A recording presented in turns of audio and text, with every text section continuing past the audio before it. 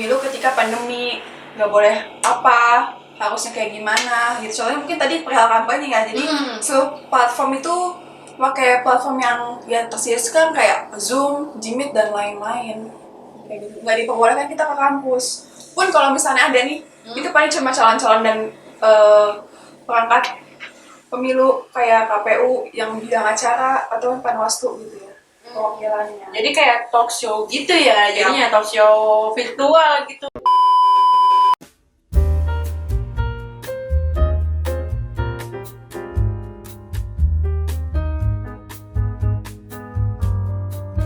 Virtual semuanya. Gitu itu tapi tetap ada TikTok gitu dari peserta dari pemilihnya gitu atau gimana? Tetap ada gitu sama lu. Soalnya main. Untuk TikTok di kampanye itu sendiri ya, ya itu pasti ada sih Jan. Apalagi ketika ada dialog kandidat yang semua fakultas itu bakal dilalui oleh calon-calon peserta pemilu, peserta pemilu itu sendiri ya. Banyak sih yang tiba-tiba mungkin Zoom-nya dicoret-coret ataupun yang ada yang nanya yang di luar dari yang seharusnya ataupun dengan menggunakan kata-kata yang tidak baik gitu ya. Ya banyak pasti yang kayak gitu juga, karena ketika kita mau mempercayai seseorang yang sudah membawa banyak visi dan misi gitu ya, itu harus dipertanyakan ini benar-benar atau enggak, sungguh-sungguh atau enggak. Makanya dipertanyakan pada saat masa-masa kampanye gitu. Iya, bermanfaat banget sama teman-teman yang ada di UNJ gitu ya, bukan yang ngomongin itu. Oke, gue lupanya ini membawa ini. Nah, pada masa kampanye itu perangkat pemilu itu ikutan nggak sih di kampanye itu? Untuk perangkat pemilu yang nggak boleh kampanye loh? Nggak, maksudnya ngikut roadshow kemana gitu? Pasti. Oh ya pasti ikut ya. Nanti kan ada ketika mengadakan dialog kandidat ya pasti harus ada pengecekan terlebih dahulu Jam. Ya kalau misalnya dulu pada saat offline itu ketika kita mau membuat deklarasi ataupun atribut ya, itu harus dicek dulu ya oleh KPU-nya dan Panwaslu-nya itu sendiri. Ini diperbolehkan atau enggak, sesuai dengan peraturan atau enggak. Jangan sampai ada yang ya tidak baik lah ataupun hal-hal buruk yang dijadikan suatu bahan kampanye ya, ataupun menjatuhkan lawan lainnya, itu nggak boleh kayak gitu. Jadi harus dicek juga. Berarti kalau misalnya pandemi ini gue ngeliatnya kampanyenya kayak nge-vlog ya? Ya, nge-vlog. Iya, nge-vlog di TikTok. Iya, di TikTok, gitu kan. Di IG gitu kan. Iya. Itu juga dicek sama Pasti harus, istilahnya kalau misalnya kita lagi di ACC dulu lah. Gitu. Itu yang ngasih siapa? KPU-nya dong. Oh, KPU-nya, tapi Panwas juga ikutan gitu atau gimana? Panwas ya, dan KPU-nya harus lapor juga ke Panwas. Oh, jadi misalnya gini, nih gue udah nge-ACC nih kandidat ini, udah kasih tahu ke Panwas gitu. Iya, ataupun setahu gue ya, Tomo tuh ada di satu grup itu ada Panwasnya juga, jangan ada KPU, ada Panwas. Jadi ketika nanti si calon ini atau tim sesnya ya, biasanya tim ses timduk yang buat itu, ya udah izin dulu nih, ini boleh nggak di upload jam segini, kontennya ini loh, tujuannya ini gitu kan. Nanti dicek lah sama KPU, dan juga ada Panwas yang harus standby terus. Oh ya Allah, sumpah loh ini gue ikut podcast ini tuh kayak banyak muhasabahnya gitu. Wah, ternyata gue selama ini banyak yang keliru gitu ya kan. Wah, ini ya gitulah ya kan. Gimana sih rasanya dulu gue jadi Panwas, ternyata banyak job desk yang gue lalai gitu karena gue emang nggak tahu ya. Emang karena gue belum tahu kan, nggak tahu ya. Karena belum tahu gitu. Oke. Ayo tadi udah selesai ya tuh roadshow ke semua fakultas, dan fakultas ke semua prodi, ya prodi ke semua kelas gitu kan. Nah ini pasti akan tiba masanya ya. Ya Allah, kok jadi sedih Jom? Kok gue ketawa ya? Iya, bahagia melihat orang memperebutkan teman. Gimana kamu bahagia dong? Oke. Ayah, akan tiba saatnya tuh debat kandidat atau dialog ya. Dialog kandidat. Ya. Ya. Itu diatur nggak sih Kak di PO dialog kandidat? Untuk dialog kandidat itu ya lebih jelasnya ada di PKPU sih bilang. Ya.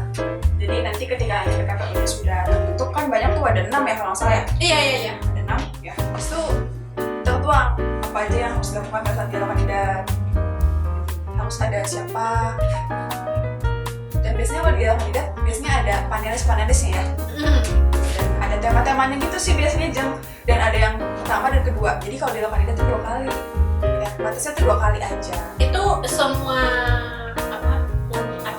semua fakultas prodi juga 2 Iya, kali. justru kan dua kali. Tapi rata-rata sih kalau misalnya untuk prodi 1 kali Jeng. Iya. Karena ketika prodi itu membentuk KPU itu biasanya udah di akhir-akhir ya, karena kan pusat udah duluan. Iya benar. Waktunya tuh sedikit kayak gitu. Dan emang dimaksimalin lebih ke fakultas dan universitas sih gitu yang benar-benar lebih banyak lagi ya. Untuk timernya ada roadshow yang tadi ya, ke semua fakultas, ke semua prodi. Iya sih. Terus juga PKPU ini juga turunan ya. Betul, turunan. Turunan sama Perpanwas kalau nggak salah. Panwas juga. Iya, Perpanwas juga turunan. Jadi buat waktu di prodi itu sedikit gitu. Gimana caranya memaksimalkan ya cuma sekali aja ya cukup ya. Tapi menurut gue juga cukup sih. Toh juga di prodi kan cuma kelas gitu ya. Jadi kampanyenya ya bisa lewat WhatsApp. Itu boleh kan ya? Boleh, tapi ada batasan-batasannya juga Jeng. Oke. Bahasanya gimana tuh kami? Seingat gue ya itu nggak boleh di-share ke grup yang lembaga yang masih aktif. Jadi misalnya ada gabungan tuh ada LMP, ada BMP, itu nggak boleh di situ. Nggak boleh. Jadi pure di kelas aja. Di kelas, Grup kelas maksudnya. grup kelas boleh. Iya. Boleh. Oke. Iya soalnya waktu itu teman gue Ada kena kasus kayak gitu? Hah? Enggak. Oh, nggak ada. Ada sih, ada. Oh, ada. Makanya maksudnya bukan kampanyenya ya, Oh. bukan kampanyenya ini mungkin nanti kita akan bahas juga. Oke. Ya jadi di grup kelas itu biasanya kampanyenya tuh suka buat bercandaan gitu ya kan, juga buat stiker-stiker. Itu boleh nggak sih? Boleh, yang penting harus dicek dulu sama KPU-nya. Oh Jadi sekarang pakainya WA, Line, terus Instagram mungkin mau bikin apapun itu benar-benar harus cek dulu. iya, stikernya kadang lucu-lucu gitu kan. Lucu. Iya, suka banget. Ini masih bahas lagi. Masih ya? Tahun lalu masih bisa. Ya ini Nomor 1, nomor 2 masih ya, banyak. taunya BMP-nya gue gitu ya kan. Iya, jadi ada dua kandidat. Itu tuh dua-duanya bikin stiker gitu lucu-lucu ya. Kayak gue sebagai panwas tuh ya ketawa aja ya kan. Iya, ya selama nggak melanggar sih ya kan. Iya ya, tapi nggak jadi deh. Sip, untuk debat dialog kandidatnya ya. Itu kan milih panelis ya. Panelis tuh kalau setahu gue itu dia yang rekam jejaknya ya berkompeten lah. Tuh, Ya benar. Nah itu emang ya semuanya emang kayak gitu ya pemilihannya. Ya pasti nanti ketika ada pemilihan ya itu musyawarah dulu kan. Ketika nanti musyawarah ya kira-kira apa sih yang dibutuhin untuk digali nih dari calon-calon ketua BEM gitu kan. Dan biasanya sih gitu ya dilihat dari rekam jejak organisasi ya, pengalamannya gitu. Mungkin kalau misalnya tahun ini gitu ya ada dia kandidat undangnya mantan ketua BEM UNJ tahun berapa, misal tahun 2016 gitu, ataupun wakilnya ya kayak gitu jauh. Berarti itu statusnya benar-benar netral kan? Jadi Nah, dan dalami juga Jeng, ya harus dalam nih. udah jauh gitu. Dan sebisa mungkin ya itu ya undangnya yang udah bener-bener berpengalaman dan udah tahu seluk beluk organisasi UNJ tuh kayak gimana ya. Dan biasanya sih ya yang biasa kita lihat itu yang udah istilahnya udah agak tua ya, maaf, udah agak tua dan ya udah punya pekerjaan masing-masing gitu. Dan biasanya yang seperti itu ruang lingkup pemikirannya lebih luas gitu ya ketika melihat dulu beliau di kampus dan sesudah, dan melihat kondisi yang sekarang pasti banyak masukan. Dan Iya benar sih, pertanyaan kan juga panelis jadi orang luar ya. Oke, ini gue penasaran nih, panelis tuh boleh nggak sih dari dosen?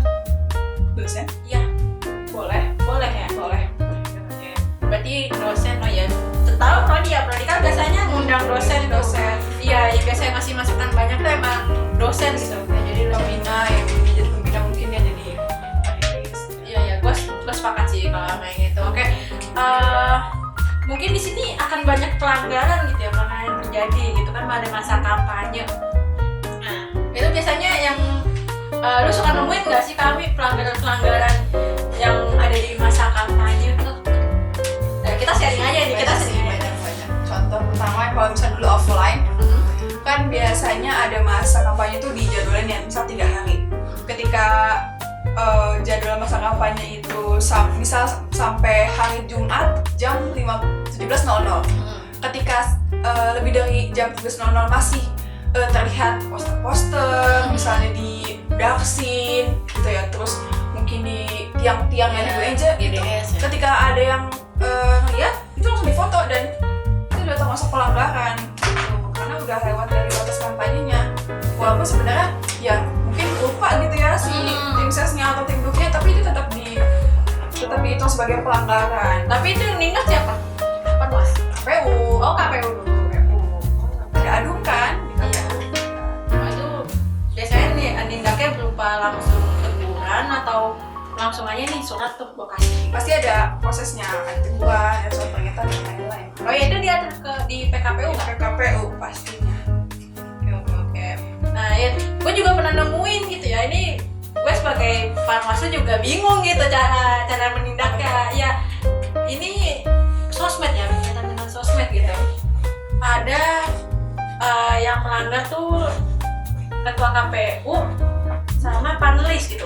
Makanya gue sempet nanya-nanya, ini sebenarnya panelis tuh boleh nggak sih memihak atau gimana? Soalnya gue lihat dari statusnya ya, dari statusnya tuh kayak memihak salah satu gitu ya. Kan gue merasa ya kan, meskipun Apalagi ya, itu jadi panwas. iya, apalagi jadi panwas dan gue bukan panwas deh, gue masih anggota KPU, sorry, gue masih anggota KPU tapi gue bukan adhum. Oke.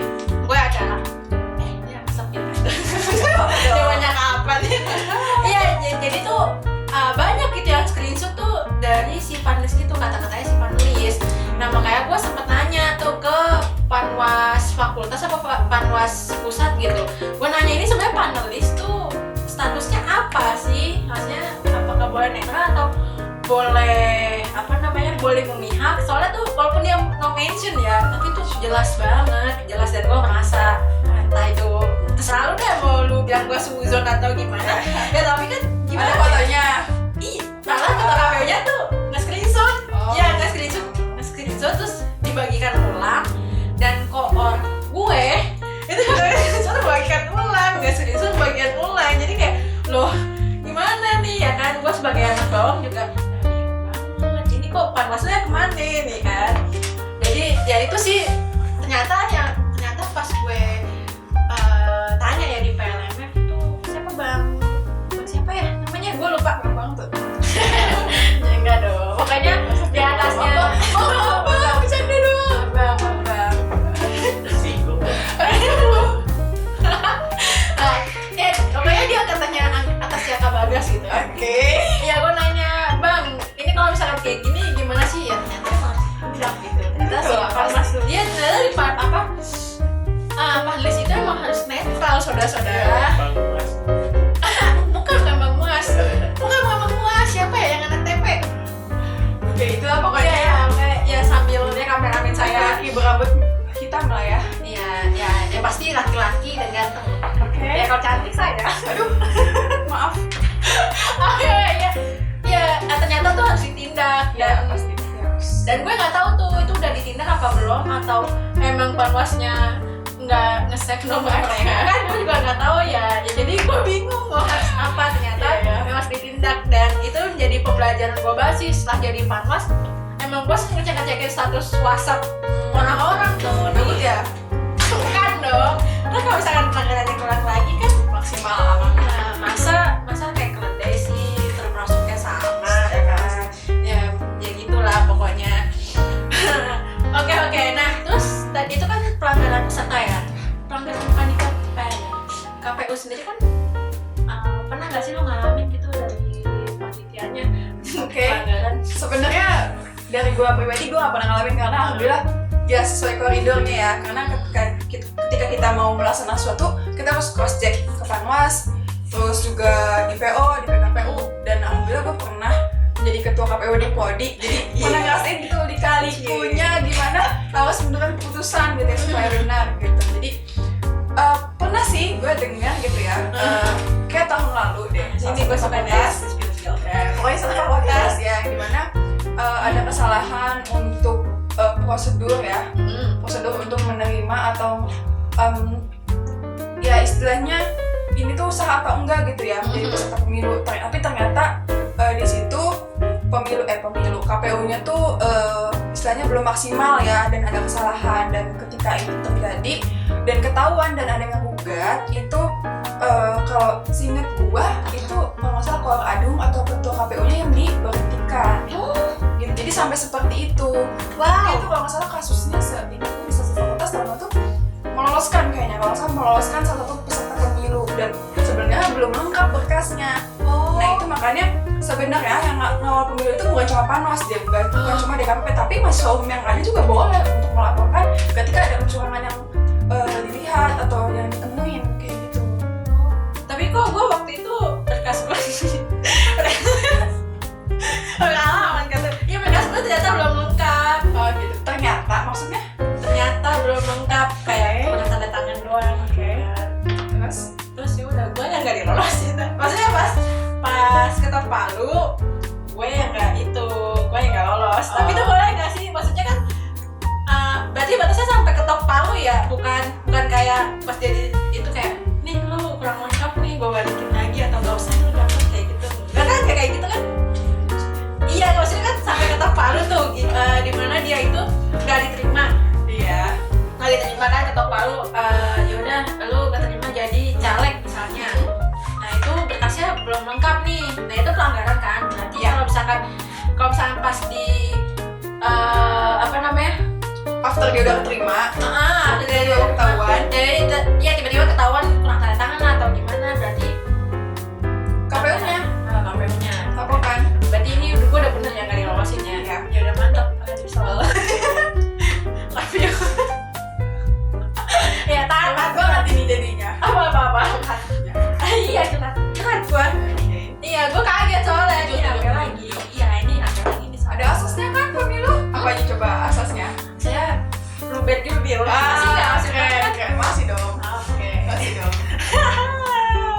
Sama ya kayak di Indonesia. Ya iyalah kan kita kan universitas tuh katanya miniaturnya negara. Oke. Gue sih waktu itu pelanggarannya panitia KPU-nya ya telat itulah, maksudnya kayak ngelepas segel tuh nggak ada panwaslu, terus nggak ada itu ya udah gue cuma tegur aja karena emang menurut gue ya tegur aja sekali, tapi gue sebenarnya ngomelin emang galak banget Iya. iya gue peduli banget emang, maksudnya kayak ya jangan sampai lah kayak gitu ya. Terima kasih telah mendengarkan podcast Ruang Legislasi. Nantikan podcast selanjutnya hanya di Majelis Tinggi Mahasiswa Universitas Negeri Jakarta. Viva Legislativa!